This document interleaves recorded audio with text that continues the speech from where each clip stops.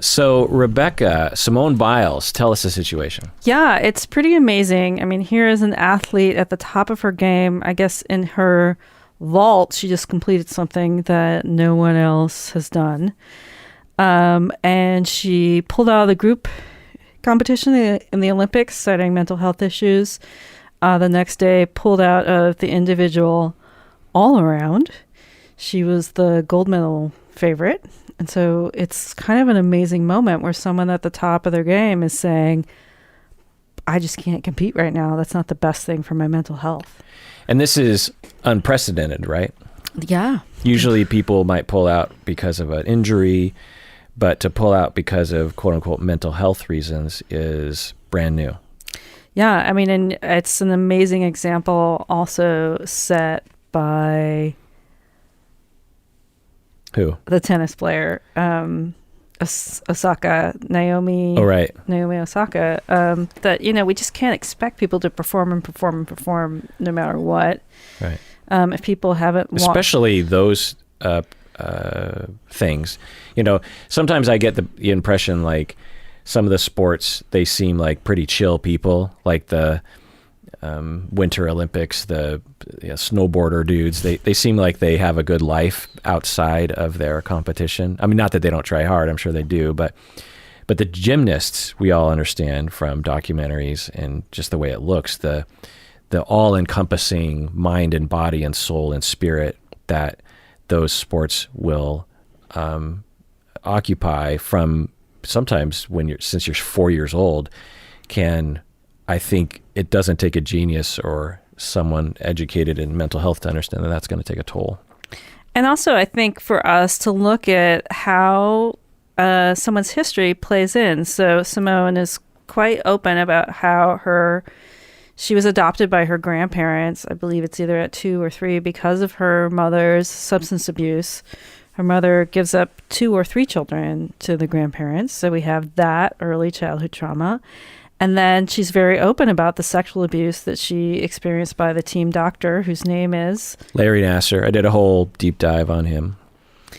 So we've got multiple traumas occurring here. Yeah. And then you have how the Black Lives Matter movement has impacted Black athletes. So all of these things are unprecedented.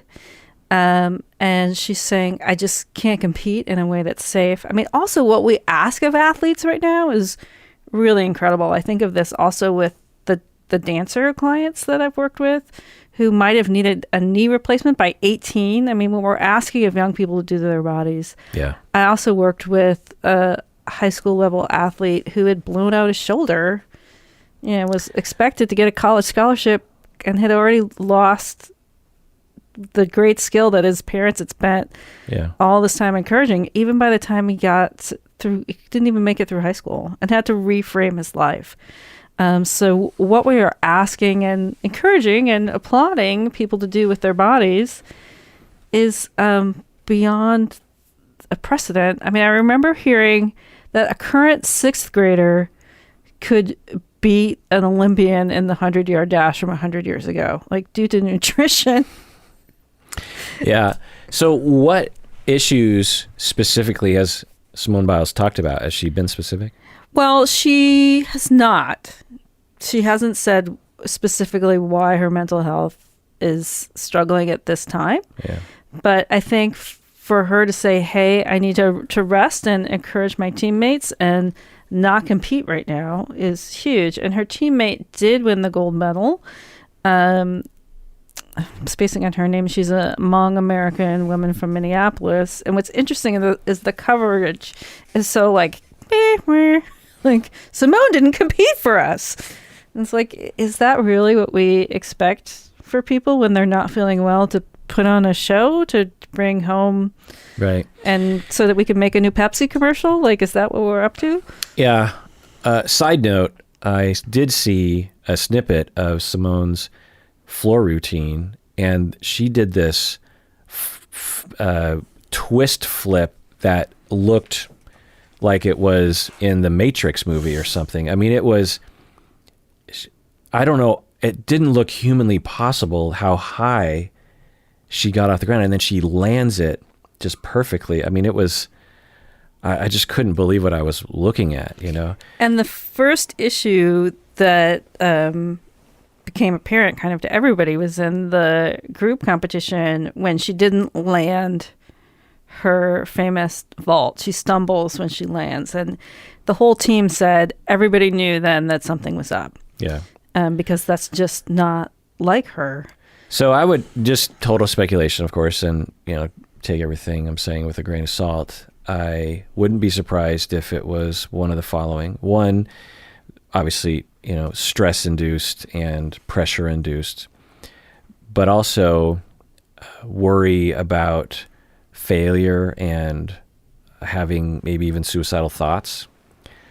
I could see that being a part of the equation. I could see just mental exhaustion and depression sinking in pretty hard, enough to get some activity done and then like I just can't. I don't want to. I'm not feeling it anymore. I could see that. Did you see the Piers Morgan thing? Mm-mm. So a lot of people are praising Simone Biles because she is obviously a wonderful athlete, but also a wonderful person and a good role model. And a lot of, you know, she arguably is the biggest star in the Olympics even before the Olympics began this year, right? And that's one of the things she said is the pressure of being the star athlete is too much. Right. So everyone is praising her on Twitter and whatnot and saying, you know, that they're happy for her and she's brave that she is able to step forward and lead the way and be a good example and advocate for herself. And, you know, presumably, you know, the Olympics are supposed to be, it's amateur, so it's supposed to be at least like something you enjoy, right? I mean, for achievement's sake maybe, but also just for funsies. Like it's like getting back again to the snowboarders. I don't know, but I get I'm just going to go out on a limb and say that when they started snowboarding at the age of 10, they were having fun and they got good at it, and they just happened to go down a road of the Olympics. Maybe in 20 years it'll be different and they'll start training snowboarders at the age of 4. But when it comes to gymnastics, I just get especially at that level, I just get this impression like it's never, or it's very quickly transitioned from something that kids do for fun to something that they do for achievement only and for prestige or getting to that next all-star level. Anyway, but so people are praising Simone Biles, which is great. And Piers Morgan and others came forward saying that Simone Biles should not be celebrated because she's failing, essentially. Mm-hmm. That you essentially saying that one, she's a failure and she's weak, essentially, is the message, not the words, but mainly the message of society should not be celebrating her. You know, she's failing, she's quitting. You shouldn't celebrate people who are failing and quitting. This is another reason why the younger generation is stupid. I mean, that's not exactly what he said, but that's the kind of vibe. And of course, now everyone hates Piers Morgan, which they should. But I think that he does communicate and exhibit an attitude that absolutely does exist in society. Sure. I mean, this idea that like perform no matter what, we need that gold medal. You got to give this to us. I mean, it's also, there's some really underlying racism and sexism here, which is like, we paid for you to get here, produce. Right. I think that's really interesting. And it's very funny. I often turn phrases into kind of little graphics. And I just wrote one up that said, no matter what you need to do, no matter what you need to stop to focus on your mental health, I support you. And it's the most popular thing I've ever done on Twitter. I put it up yesterday. And so I think something that Simone did by saying, not right now, I need a break, hit for so many people. Yeah. Because it's like produce every day. And we're all really, really tired, and maybe we can't produce every day. Yeah. And maybe if you fly halfway across the world and your body's messed up on a different time zone, you can't produce. And maybe if you try that vault, and she said she got the turnsies and she stumbled when she came down, you realize, I'm not at my best right now. Yeah. It's not safe for my body. It's not safe for my psyche. And you only get one mind, right? We all know how hard it is to come back. And it's, sometimes you start to see those early signs of like, oh, I need a break. Yeah. And Americans are particularly bad about this. I don't know if I know a single person, maybe aside from you. I don't know if you're like this in a good way regarding taking vacations, but I get the impression that you kind of are. But everyone else I know besides you, Rebecca, is I'm always thinking, you could take a vacation now and then. And I could point that finger at me. I've literally had no vacation since the pandemic started. Mm-hmm. I work every day, and I like the work, so it doesn't annoy me. I don't like doing things that annoy me, so I can tell that it's not taking a toll in that way, but I wonder what it's doing to my mind and body to just be always on, always producing, always running at full tilt, right? Hashtag Dr. Kirk, take a vacation. And I was talking with Bob about this on the podcast. I was trying to remember the last time I took more than a week of vacation, because Bob was saying you need 2 weeks because it's the second week that you really relax, right?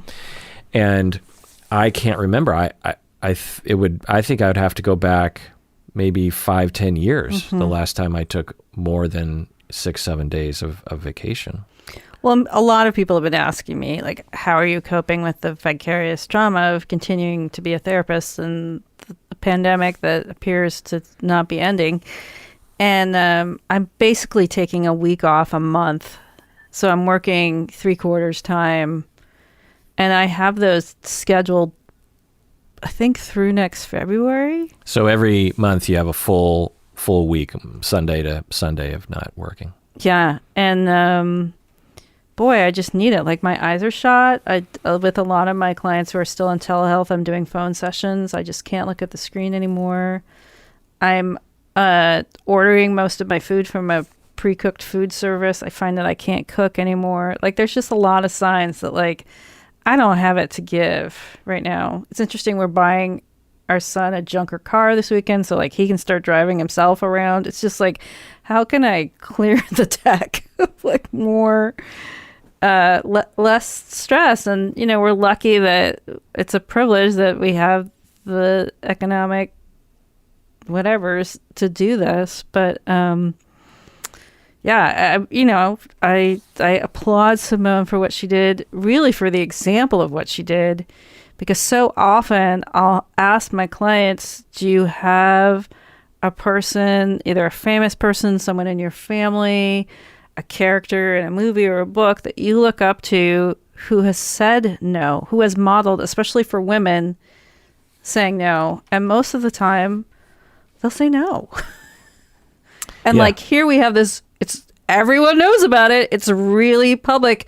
It just happened. I'm curious how often I'll ask that question in the future, and this story will come up.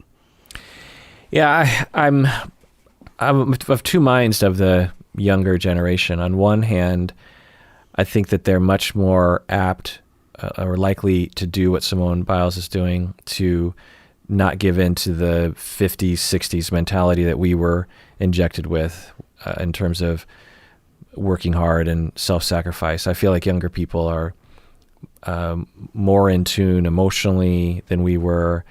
They're more, they have more self-esteem, I think, in general than we did growing up, because of better parenting. And of course, it's just anecdotal.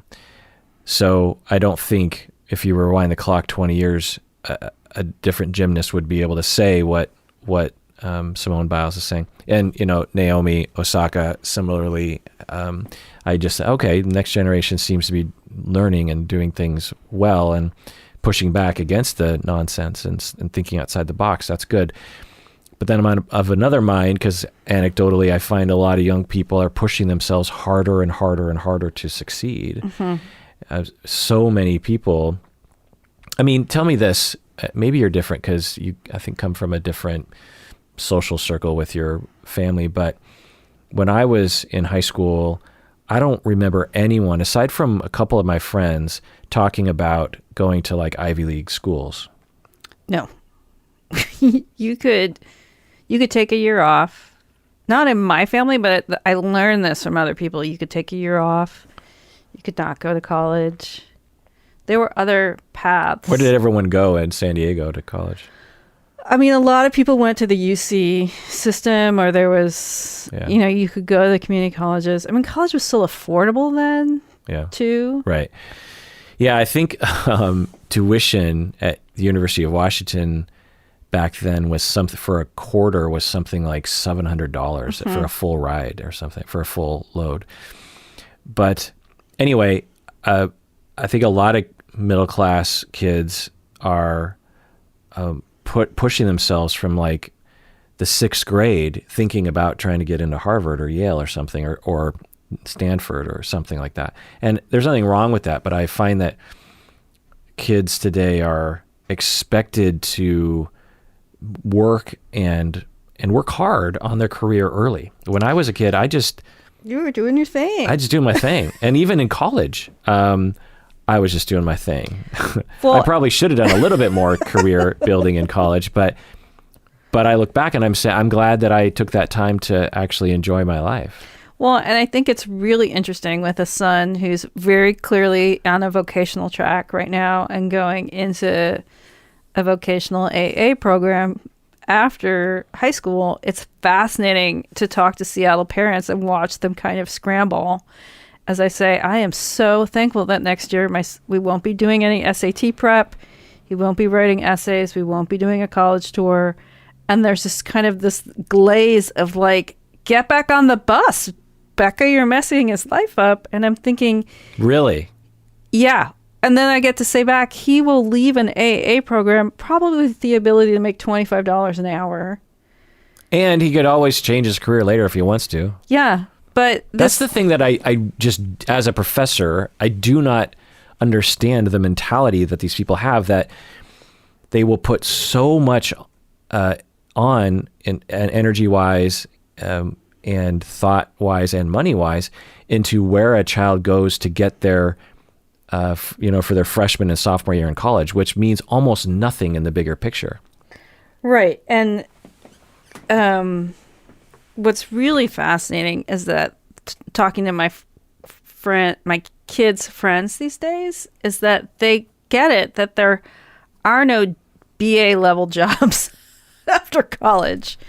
Like, you either get a trade, you pray you're an influencer, or you have to go on to get a master's degree to make a living wage. But you don't have to go to Yale to get your bachelor's degree to get a master's in something that you want to do later. Yeah. You know?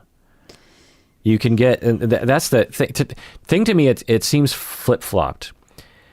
To get a master's degree in a field like, say, you want to be a cardiologist, you probably want to go to a medical school, especially if you want to work at a high-end hospital or something. You probably need to go to a high-end cardiology degree.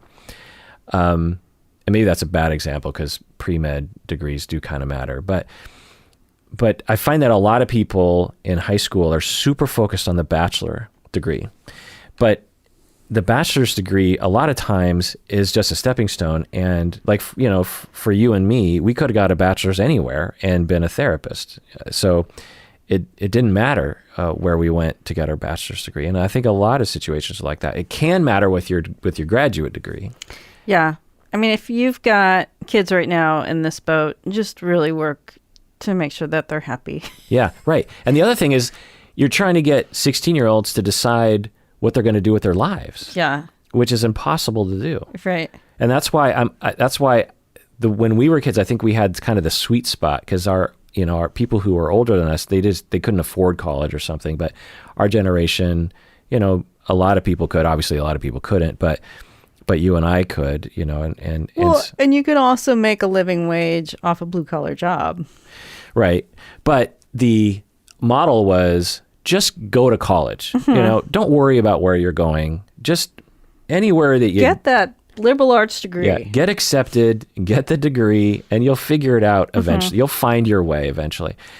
I feel like today there's a lot of parents and kids who are not thinking that way. They're thinking like, I need to go to the best college. I need to go to this particular college. I have friends with, kids in high school right now, and the kids are like, I want to go to this private school in New York or something. And they're choosing between getting a bachelor's degree that'll cost $100,000 versus a bachelor's degree locally at the University of Washington, which is a very good university for, a quarter of the price. And I'm thinking, that's like when you go, you're going to get Eli a car soon, right?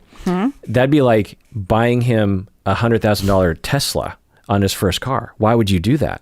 He doesn't need a $100,000 Tesla. He can get by on a used Hyundai. He's getting a $7,000 car. Yeah. So, so because that's rational. You don't want to waste your money on something. Yeah. Is it a better car? Yeah. Is it, going to last longer? Sure. But you understand eventually he'll get there. It's a waste of money. It's not a good allocation of your priorities. And and now I'm not saying you're not supposed to go to the school you went to. I'm just saying that I think people just have this too much prestige in their mind. Scale it back. There's a myth about who they'll meet, the rarefied air that will occur at those experiences when actually you'll meet who you're supposed to meet wherever you go. Yeah. Speaking of that, I have to go. Oh, all right. Well, let's wrap it up. Let's take a break, and when we get back, I will continue to read some emails. How about that? Sounds good. Hey, deserving listeners, as you all know, I am constantly recommending that people go to therapy. We all need therapy from time to time. Well, one of the options available that is definitely worth checking out is BetterHelp. If you're looking for a therapist, I would give it a try by going to betterhelp.com/Kirk. Make sure you use the promo code Kirk because you get 10% off your first month, and it really helps us out. As you watch these videos, I know many of you have been motivated to find your own therapist, which is great because you deserve it. And I know also that it can be hard to find a good fit, find the right one for you. Well, one of the options available in terms of your shopping is to go to betterhelp.com/Kirk. I've been told you can start communicating with your therapist in under 24 hours. You can message your counselor at any time. Plus, you can schedule weekly video or phone sessions. I've also been told that it's often less expensive than in-person therapy, and you should know that this service is available to clients worldwide. So go to betterhelp.com/Kirk to get 10% off your first month today.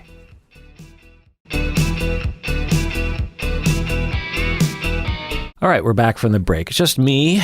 Rebecca had to go, and I'm going to do an OPP, a old patron praise for patrons who became patrons in March of 2018 and have remained patrons this whole entire time. We have Catherine from Hillsborough, New Jersey. We have Chrissy from God knows where. We have Crystal from Winona, Minnesota. We have Jennifer from Evanston, Illinois. We have Yang from God knows where. We have Mary or Mari from Hong Kong. We have Michael from Trenton, Michigan. We have Tanya from Houston, Texas. We have John from God knows where. We have Alexis, good old Alexis. I know Alexis from California. We have good old Bronwyn. Oh my goodness. Alexis and Bronwyn became patrons almost at the exact same time. Bronwyn, of course, from across the globe. Super fan, Alexis and Bronwyn. We have Christina from Westminster, California, upper tier patron. I think I've interacted with Christina. We have Zhao from New York.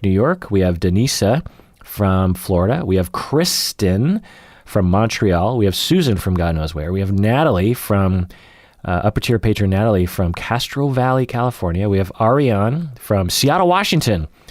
We know where that is. Carolyn from Lewes, Great Britain. We have Heather from Austin, Texas. We have Brandy from Carnation, Washington. Oh my goodness, Carnation. That's very close to where I grew up. We have Michael from Vienna, and we have Leah from Little Rock, Arkansas. Thank you all for being a patron and being a patron for so long. During the break, I got an email from my malpractice insurance, and they sent me a brief. I always love these, in which people get sued successfully. Essentially, my insurance company, malpractice insurance company, sends out these scare stories to make sure that us insured do not make mistakes and get sued successfully.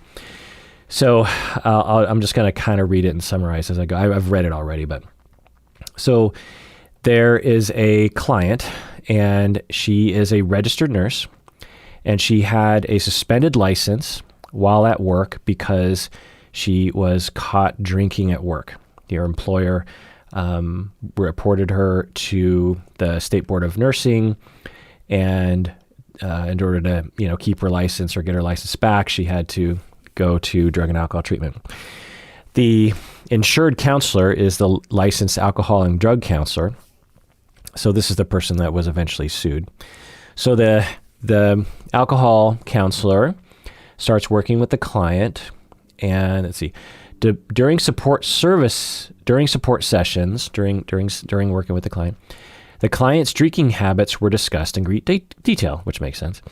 The client, the nurse, advised the drug and alcohol counselor about how the nurse, she and her former best friend, also a registered nurse and colleague, would occasionally drink alcohol while on duty in the neonatal intensive care unit, or the NICU, at a local hospital. The client believed that the friend reported her drinking habits to their employer because the two of them had a disagreement prior to her termination and board investigation. So just to summarize this, the client, the nurse, so remember there's a nurse that's a client and that was fired or that was suspended for a bit of time, and we had the drug and alcohol counselor, and the client, the nurse, is saying that she used to drink with her friend during work hours while they were working in the NICU.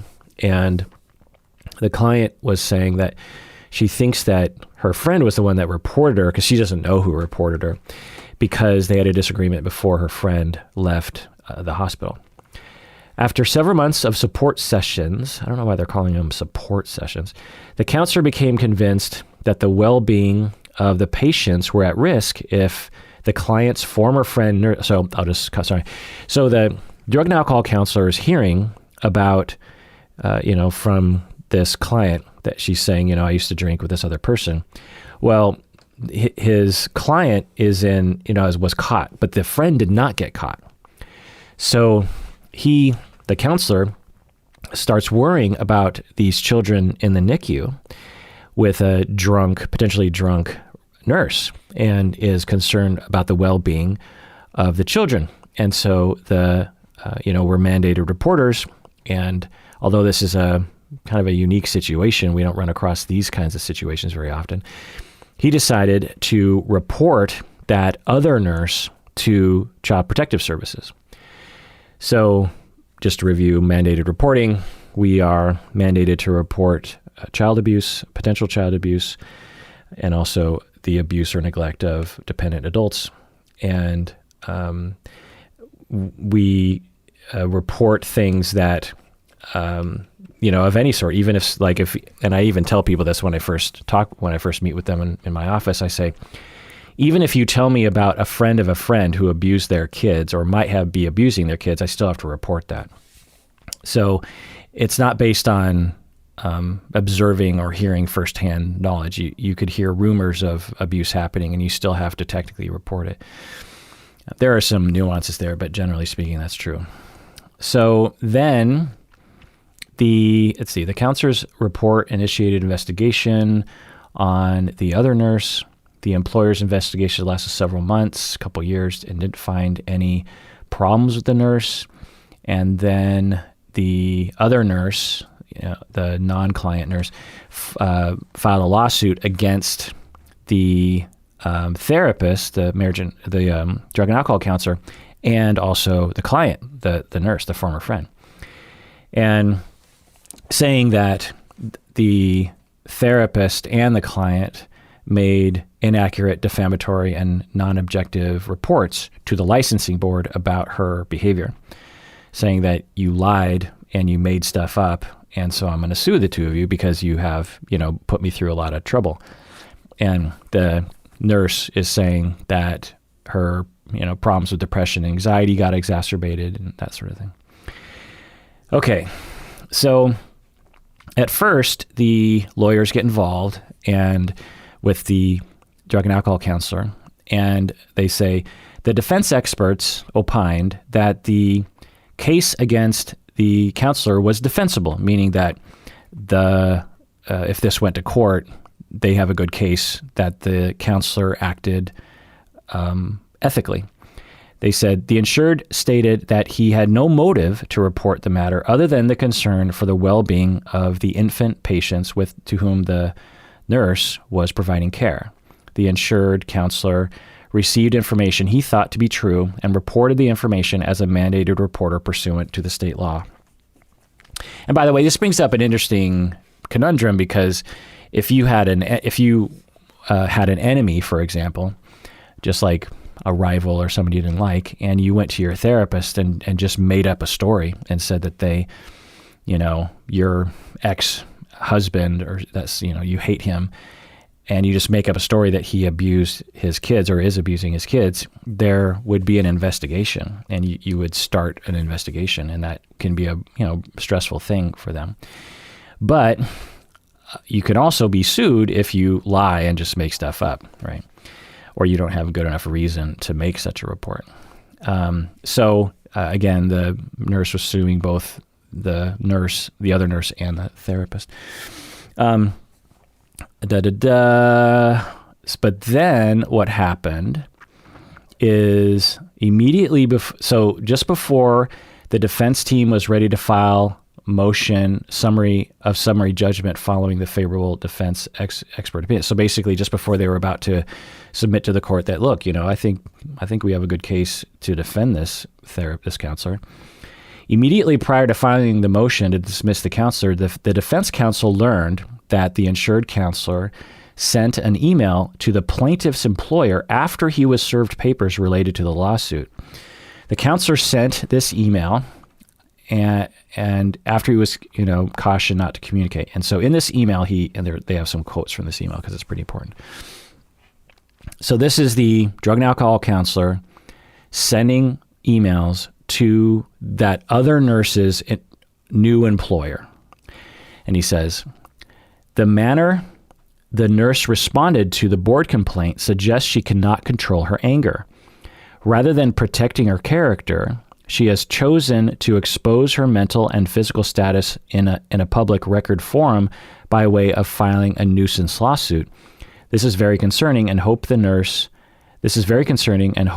gets the emotional, this is very concerning and I hope the nurse gets the emotional and psychological help she needs, unquote. So essentially what the insured drug and alcohol counselor is, I'm guessing, this is speculative, of course, is that the drug and alcohol counselor reports that person because the drug and alcohol counselor is very concerned about the patients that this other nurse is working with, and then walks away and says, well, I did a good job. And then a while later gets slapped with a lawsuit saying that he was defamatory. And the counselor is concerned about that. Like, hey, I don't want to be sued for this. This is concerning.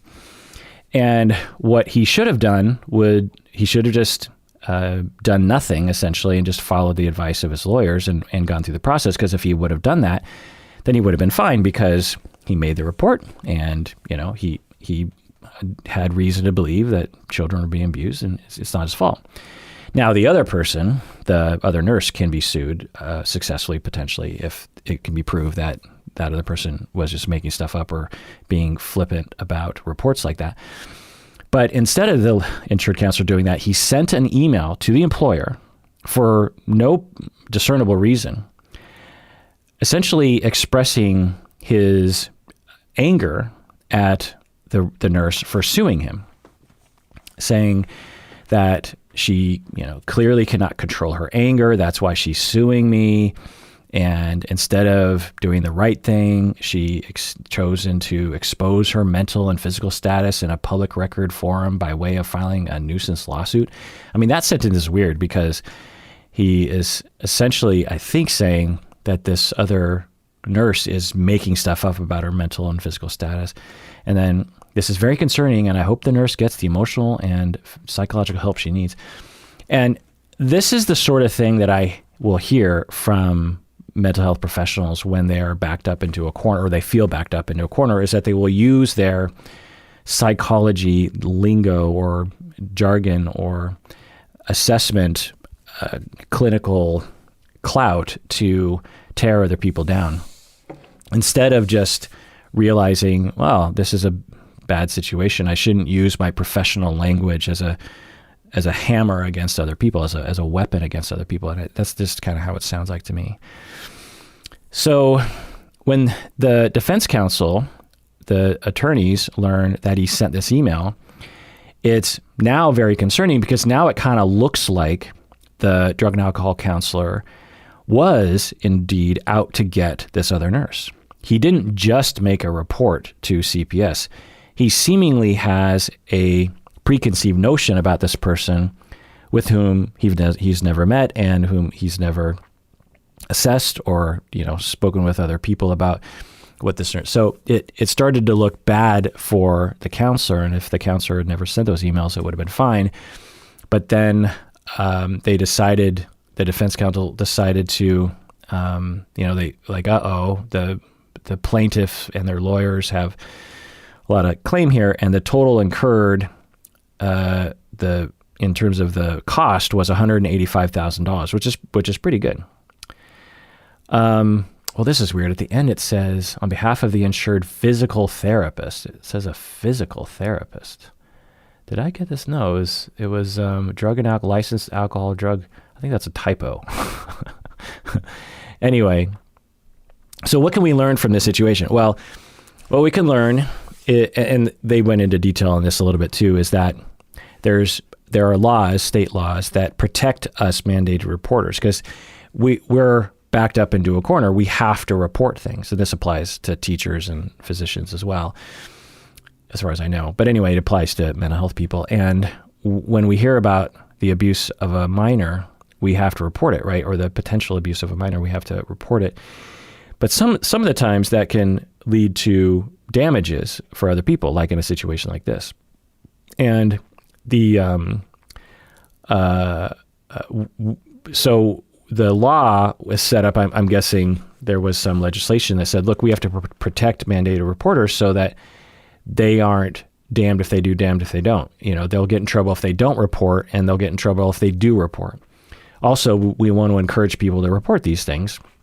Presumably, Child Protective Services and the system will act rationally and won't harm people, and they won't assume guilt, and so they will go into a situation with an open mind and be fair about everything. But so in the beginning, it's like, well, you got to make that report. That drug and alcohol counselor heard about this other nurse who was drunk in a child patient forum, and the counselor made the report. Now, I'm going to take a guess and say that if he didn't make the report and it was found out by CPS that he hadn't made the report, that he wouldn't be in trouble, because that's kind of a stretch of a situation, because he doesn't know how intoxicated this other nurse was. He doesn't even know if the intoxication actually caused impairment on the job.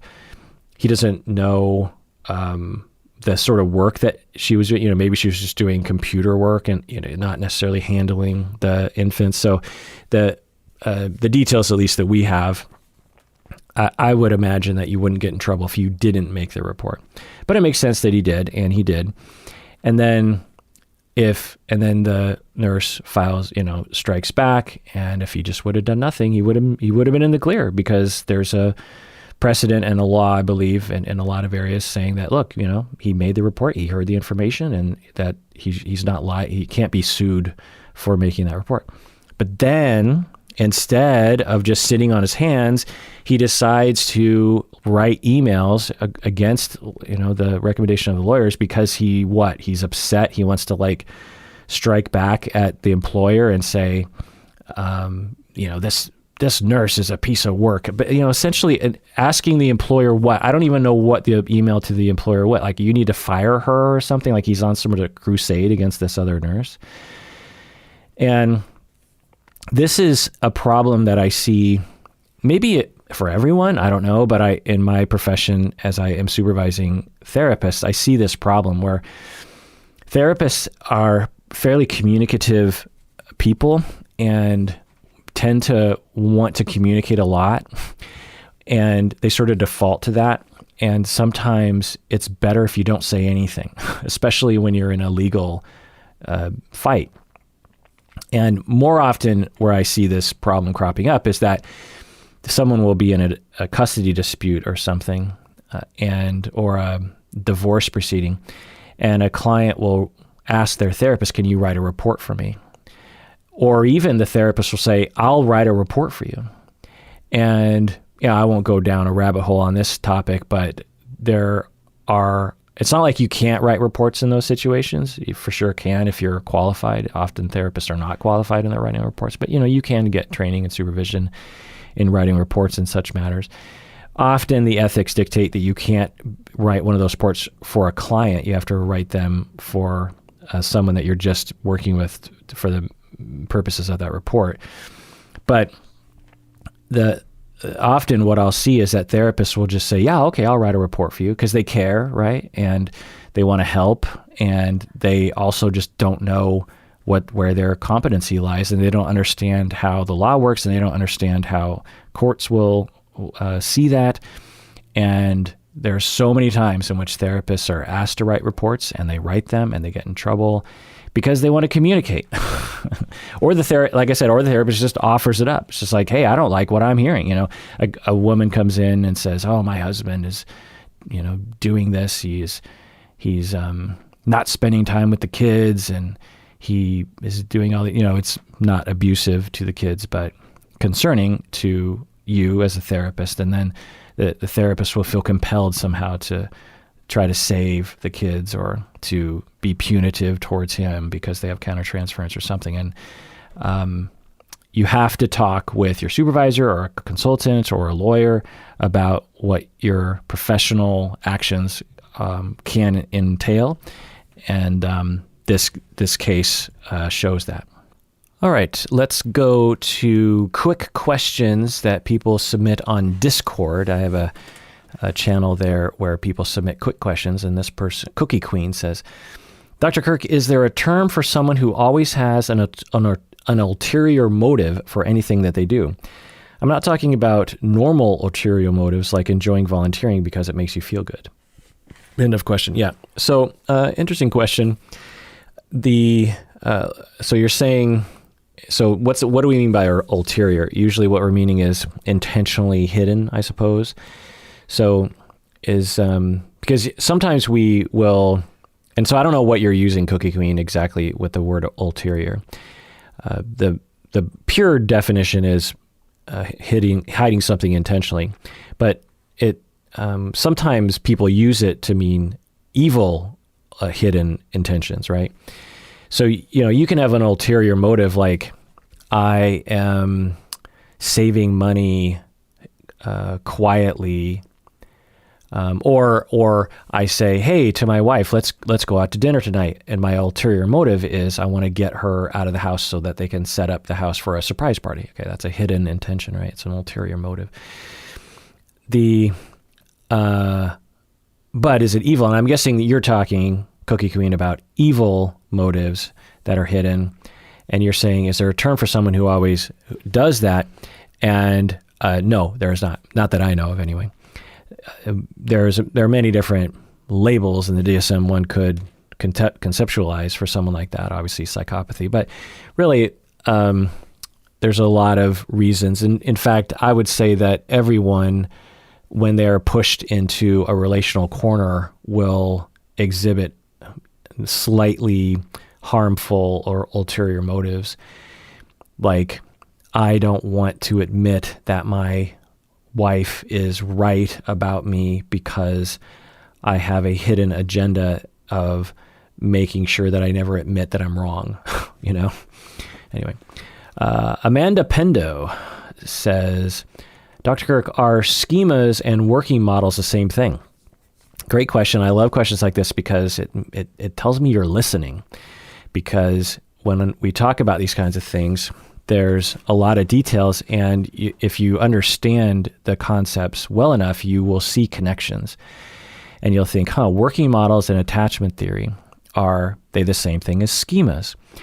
That's a great question. It means you're integrating things. That's when you know you're smart and wise and intelligent. And the answer is, no. The answer is no. The answer is sort of. So working models are more general. So we have actually, let me think about this for a second. So if I have a working model of others, for example, and my working model of others is that they can be trusted, but, not entirely, that other people are good, but, not entirely. So that's a working model of others that will dictate how I feel about others, how safe I feel around others, the way I treat them, my sort of triggers. Schemas, though, are perhaps more specific, and the system in schema therapy is a more specific language system. But if we're now that's within if we're talking about attachment theory and schema therapy, but the word schemas and the word this phrase working models are not entirely within those theories, right? You can have a schema, you can talk about schemas and not necessarily even know what schema therapy is. Schema therapy developed its name because it adopted the word schema, which is from cognitive therapy, I believe. And I think psychodynamic people also would use the word schema sometimes. So the more general term of schema is a way of seeing the world, and the more general term of working model is a way of seeing the world and the self, schemas included. So in some ways they're different. In some ways, they are the same. So that's a great question, Amanda. Marlene says, Dr. Kirk, I am currently writing my thesis about how people in self-help groups that focus on alcohol consumption experience the pandemic. Writing a thesis about how people in self-help groups that focus on alcohol consumption experience the pandemic. So like AA groups? I'm wondering if you can qualify for alcohol use disorder if you have problematic consumption but are never drunk. Okay, this is the question. Can you qualify for alcohol use disorder if you have problematic consumption but you are never really drunk? The answer is yeah, absolutely. It depends on your definition of drunk. One, there are thresholds of intoxication that we can measure, like cognitive effects, speech effects, memory effects, coordination effects, et cetera, and inhibition effects.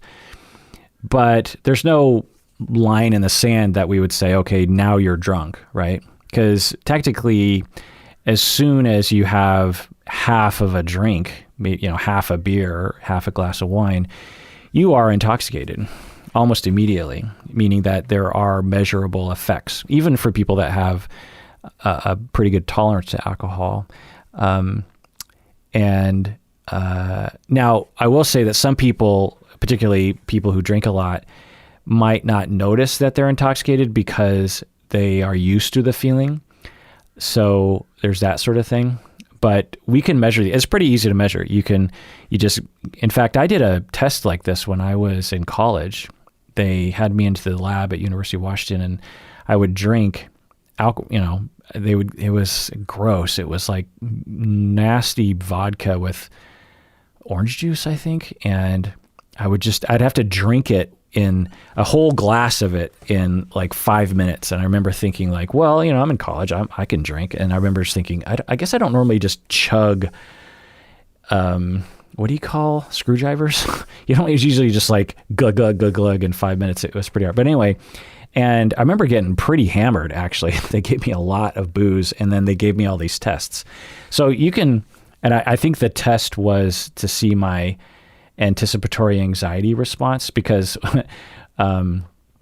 the first thing they had me do was I was doing all these tests on a computer, and I remember the tests were really hard.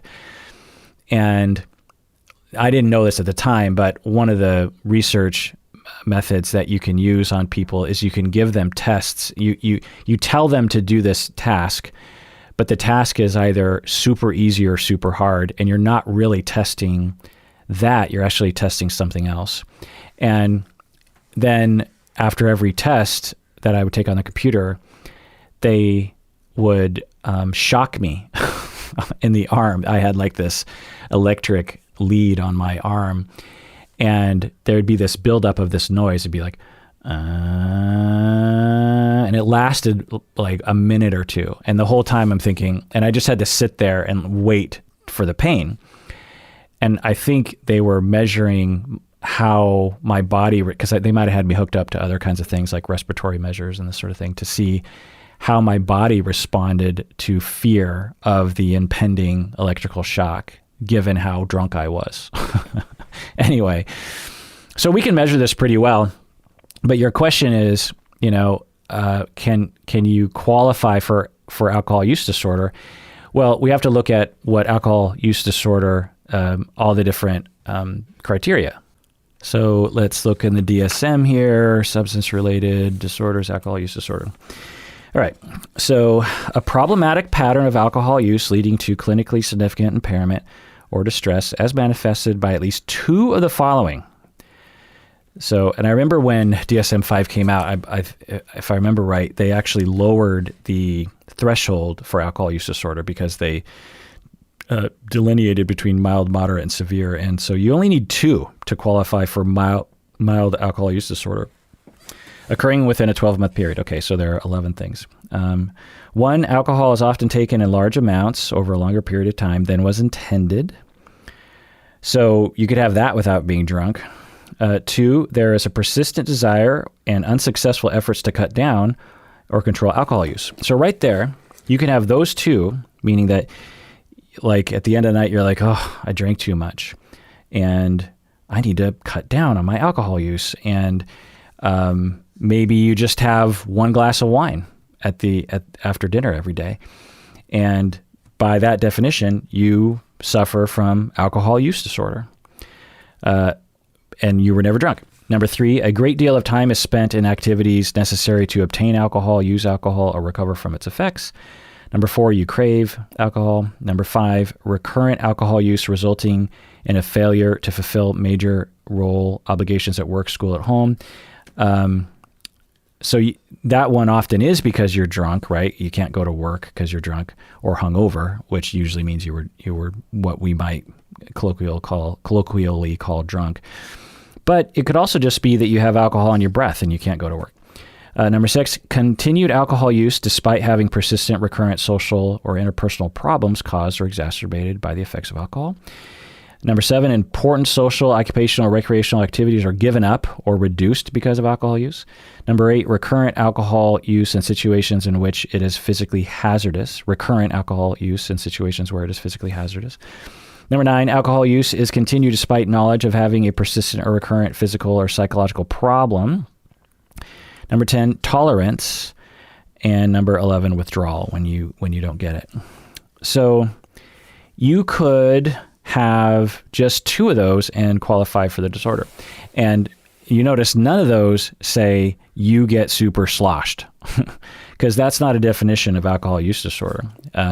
Just being sloshed or, and it's kind of interesting. You think they probably should include some degree there, right? Because if someone drank a half a glass of wine every day and didn't like the fact that they depended on that half a glass of wine and were trying to cut back and couldn't cut back, and sometimes they couldn't hang out with their parents because their parents didn't like to smell alcohol in their breath, that sort of thing, then they absolutely would qualify for alcohol use disorder, maybe even moderate, but their intoxication level is extremely low. But that doesn't usually happen is the thing. Usually if you have a problem with alcohol, you're craving it, you have tolerance, you're drinking more than you want to. Typically this means frequently being quote unquote drunk, highly impaired, memory problems, this sort of thing. All right, this next question is from Patron Adam. He writes, can my character be the reason my girlfriends cheat on me? All my girlfriends have cheated on me, and I am getting insecure and preoccupied. I am losing my confidence with women. Is there anything wrong with me, or am I choosing the wrong people? I like strong, confident, independent women. I am 35 and just want 38 and I just want a relationship that lasts. End of email. Yeah, of course, I can't know the answer to that question without doing an investigation with you, and I still would only be able to take some good guesses. But here are some things that I'll throw out that you can contemplate with your therapist. One is just bad luck. This is very important for everyone to understand, is that, somehow when we think about certain aspects of our life, we rarely apply luck to it. Like it's also, our jobs are kind of luck, because when you're starting out in your career and you're trying to get a job, you're looking online, you're asking around, it's a fair amount of luck that will that you'll be connected with the sort of person you need to be connected to, or even that the job is available at the time. Say your dream job isn't open right now and it will be open in 6 months, but you don't understand that yet. So you take a different job, and then while you're at that different job, you stop looking, and then your dream job comes along and passes you by. So the same is true with romance. Is a lot of it is luck. You meet people in a fairly random fashion. The person you meet might just be having a bad day, or they might have kind of liked someone the day before and they're not really open to you, even though they're the perfect person for you. So, Patron Adam, it's entirely possible that since a lot of your girlfriends in the past have cheated on you, that you've just had really bad luck, and there's nothing strange about women or you or anything like that.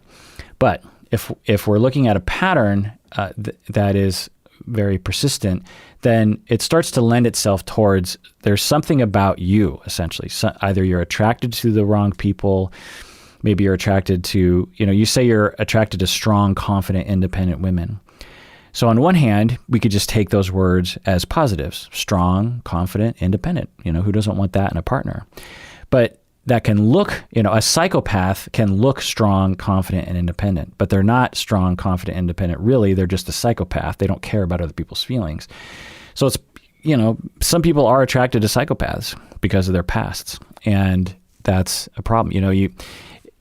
You'll talk to someone, they'll be like, yeah, my 3 past girlfriends were all psychopaths. And you look into it, you're like, yeah, that's true. Why is that? And psychopaths are rare. You also might be attracted to women that aren't really into you.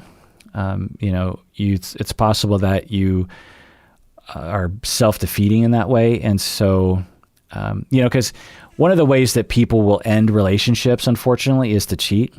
They are mentally and emotionally out of a relationship, and they don't know how to say no. They don't know how to break up. And so they just start cheating. And that's a big problem with a lot of what people are doing. And so it's possible that you're not really cheating. You're not really choosing cheaters. You're choosing people that aren't into you and don't have the maturity to be able to just tell you to your face that they're not into you. It's possible you're attracted to chaotic women. There's a lot of different qualities that could result in cheating that you're not consciously aware of when you're first attracted to them. I don't know. I don't want to blame the victim, but the first thing I should say, Adam, is I'm really sorry you've been cheated on. That's awful. There's no excuse for that. Even if you're attracted to certain kinds of people, that doesn't mean it's your fault. When someone cheats on someone, that's the cheater's fault. They decided to not break up with you beforehand. They decided to deceive you. They took several different actions to hide something very important from you, maybe even ongoing, which is wrong. It's immoral. You can't just walk up to someone and slap someone in the face, right? That's harming someone. In the same way, you can't just walk up to your spouse and lie by omission. That's not okay. It's also possible that you have bad interpretations, that you're jumping to conclusions regarding exclusivity too fast. You meet them and you assume exclusivity, or you pressure them to agree to exclusivity with you when they don't really want to, and then they just proceed with their dating life and you perceive it as being cheating. I don't know. I only read part of your email on the air. I read your whole email, and there seemed to be a possible hypothesis there for that one. It's also possible that you push people away somehow, and when they fall out of love with you, they start cheating. There's another possibility that you give off a vibe that scares people towards the end of a relationship so that they can't tell you they want to break up, and so they cheat instead. But again, I don't want to blame the victim. It could be that you just had bad luck and you've come across some immoral people. It's just you're trying to date and you just accidentally chose the wrong ones, and that just happens sometimes. You know, you walk into a new city and you look on Yelp and you try to choose the right restaurant, and you know, you go to a restaurant and you have a meal and there's a fly in your soup, and you go to another city and you try to choose the best restaurant and you go there and there's a hair in your sandwich. And you don't blame yourself. I mean, you start thinking, is there something wrong with my Yelp, review reading? You know, you're operating on the best knowledge that you have available to at the time. And so with the women that you've dated, you know, you did the best you could, and it's not your fault that they cheated on you, but it is very worthy of a topic to look into, because if you're seeing a pattern, then some therapy and some healing and some self-awareness might help. All right, this next email is from Patron Maya. She writes, what kind of couples therapy is being used on the TV show Couples Therapy? It doesn't seem Gottman. Do you know what kind is being used by the therapist? My partner and I are in therapy, and I am not happy with the Gottman method. Is it EFT? End of email. Yeah, if you're not aware, there's a show on Showtime, the TV channel called Couples Therapy. And incidentally, it is now the way we describe couple therapy. You know, I've talked about this before, but for the first several decades, it was never couples therapy. It was always couple therapy. In fact, the program that I teach in at Antioch University is the program of couple and family therapy. But in the last 10 years, there's been an increasing use of the word couples therapy. And I remember 20 years ago, occasionally like one out of 100 students would say couples therapy, and I would correct them. I'd say it's not couples therapy, in the same way that it's not families therapy or individuals therapy. It's couple therapy. It's individual therapy. It is family therapy. They are singular. Group therapy. It's not groups therapy.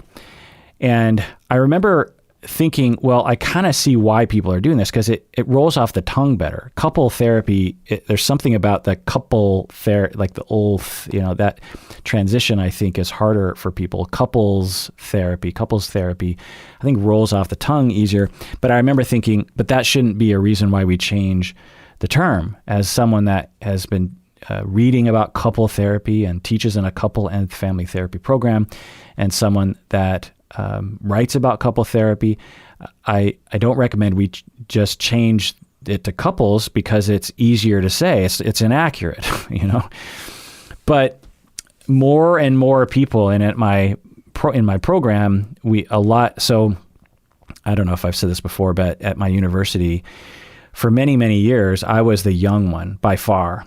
All the other professors, 9 times out of 10, or I don't know, 19 out of 20 professors were a lot older, 10, 20, 30, 40 years older than me. And I was the young whippersnapper. And then they all started to retire. And as I'm going through my 40s, they all start to retire, because they're in their 70s at this point, and 80s. And some of them actually died. One of my professors, she died a month after she retired. It was really sad. She was a good friend. And now they have a big painting of her in my hallway at the university, which is nice to see. But anyway, and I think I posted a picture of that painting on Instagram a few years ago. Anyway, so as they started to retire, we started hiring new professors. And so you put out the call and you start hiring people. And a lot of the people looking for a job are younger. So we're hiring people in their 20s and 30s. And suddenly, almost seemingly overnight, especially on the time scale of a university, since everything moves at a snail's pace, I felt that I was the old guy. All of a sudden, I went from the super young guy to the super old guy. And actually, it's a weird parallel with my family, actually, because there were my parents and there were my older siblings who were about 6 years older. And there was me. And so I was always the young one. I was always the baby. And then all of a sudden, my younger brother was born 7 years after me. And then my older brother. And so there was this time where all of us lived at home, because there's a 14-year difference between my older siblings and my younger sibling. And so there was a time when all four of us living at home. And so there was a time when I was the baby. Then there was a time I was the middle. And then my older brother and sister moved out. I was in middle school, high school, and my younger brother was in grade school. And so I was the oldest all of a sudden. So I went from being and almost kind of like a youngest or an only child because my older brother and sister parented me. So I kind of had it all. I was an only, I was a youngest, I was a middle, I was an oldest. And I went through that at the university. Hardly anyone was my age. Everyone was either super old and then they retired, and then all of a sudden everyone's super young, and now I'm the oldie. So all these young people coming into the program, I start hearing them say couples therapy. And I'm like, and I don't want to correct them because I don't want to be pedantic and that jerk face. So in the beginning, when I was program director, I would correct everyone because I would say, no, you are in the couple and family therapy program. We teach couple therapy because it's in the title. It's not up for debate. To change the name of an academic program, you have to go through a lot of different things. And so it's couple therapy. All the books say couple therapy. In fact, I bet you there isn't a single book that uses the term couples therapy. Academic book. It's all couple therapy, and for good reason. Now, in 30 years, are we going to see books that are called couples therapy? Now, is there a book out there called couples therapy? Sure, but no respectable academic book uses the term couples therapy. Anyway, so all these young professors start using couples therapy, and at first I'd push back, and then eventually I just stopped saying anything, and now it's just the norm.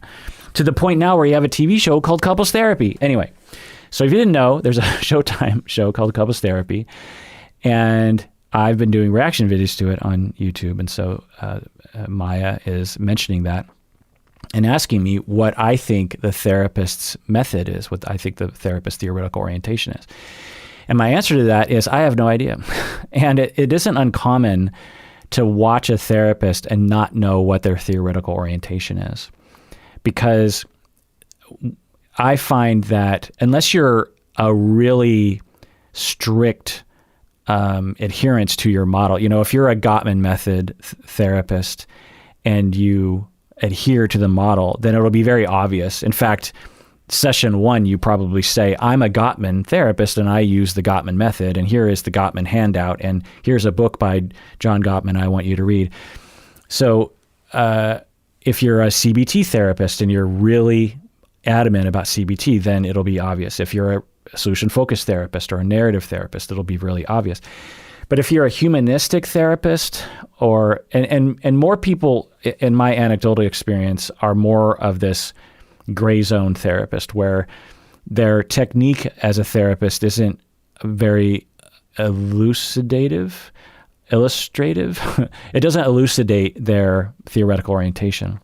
The other thing I'll say is a lot of people are what they call eclectic, meaning that they don't adhere to one model.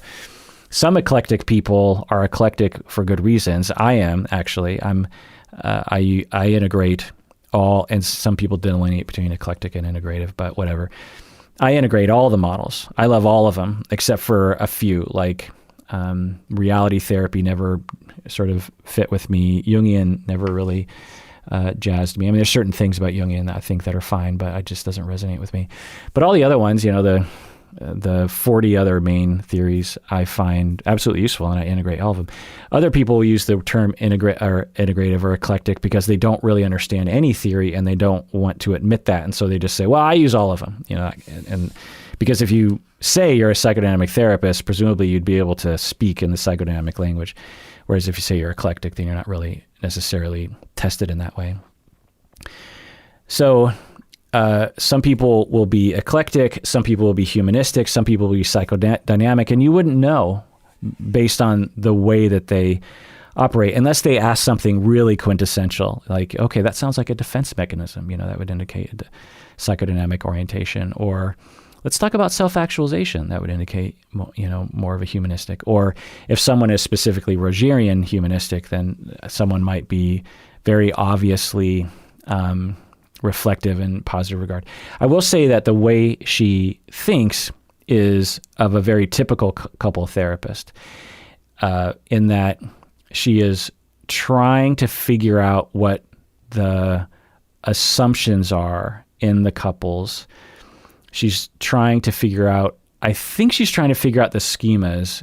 I don't know if she's using that language in her mind, but I think she's trying to figure out where the distortions are coming from. And I also think she's trying to help people communicate better, which, I guess is a systemic therapist technique. But yeah, there's just not enough there. And I will say that watching her, I'm really proud of her. I think that it's a huge thing that she's doing for the profession, because she's showing what couple therapy can really look like and destigmatizing it, which is fantastic. And it's a depiction of a therapist on TV in which she doesn't have sex with her clients or doesn't try to stalk them, which is, a novel idea to entertainment for therapy. And so, and her bravery, if they asked me to do it, I wouldn't have done it. I would have been like, no, that's too scary. Because as a therapist, you don't know what's going to happen. And it's hard to, the average session for me, there's some ups and downs in terms of my performance. Sometimes I feel like I'm in the zone, and other times I feel like I'm completely just striking out, or I'm having a hard time comprehending what's happening, or there's been a relationship rupture that I didn't manage well. And if you put that on TV, it's probably not going to look that great. And so she is doing a wonderful service, I think, and I commend her a lot for that. The other thing I'll say about it is that she's definitely not my style, but I don't know any therapist that is my style. So when I react to her, I find myself thinking, I wouldn't have done it that way. But I try to delineate when I have that reaction between, is that just a style thing or is that a bad thing? Because as a trainer of couples therapists, I just said it. Couples, what did I say? Couple therapists. See, that sounds weird, right? As a trainer of couple therapists. Maybe it's because when we say a couple of kids, a couple kids, couple therapists. Yeah, that technically that would be the way to say it. Couple plural. You wouldn't say couples. You wouldn't say groups therapists, right? You would say, no, those are two group therapists. Those are two family therapists. Those are two couple therapists. I agree it doesn't sound right, but it is right, and we just have to get used to it. But no, we'll just change it. We'll add the S, and I'll just be annoyed. What was I saying? No couple therapist is the same as my style, and so because I don't know if any couple therapists really agree on style, because it's such a specific thing. But so sometimes I'll say, I think that's a style difference. But then sometimes with her, I will actually think, I don't think that's a good idea. Not to say that there's anything wrong with that, because if I watch myself, I'm constantly picking apart my own actions and noticing countertransference that I didn't notice in the beginning. And I also get the impression that she is a bit of a novice, because the way that she talks with her consultant is one of bewilderment. She doesn't seem to be experienced. The way she talks, it doesn't sound like she is fully aware of how do I say this? I think there's a way that people talk when they're experienced in therapy, and they tend to talk from a place of wisdom and a place of more self-assuredness. She seems quite not self-assured. When she's talking with her consultant, she seems quite, and I don't know if she's just playing it up for the cameras or it's just edited that way, but she seems really lost. And that's the way that my supervisees talk. Now, she could be 5 years in, she could be 10 years in, she could be 30 years in and still talk that way. And maybe she's just really humble and she just is okay with admitting that sort of thing. I don't know. But that's my observation of that. And if you don't watch that show or my reaction videos on that, then that was just a complete waste of your time. All right, y'all. Thanks for listening. And everyone out there, please take care of yourself because you deserve it.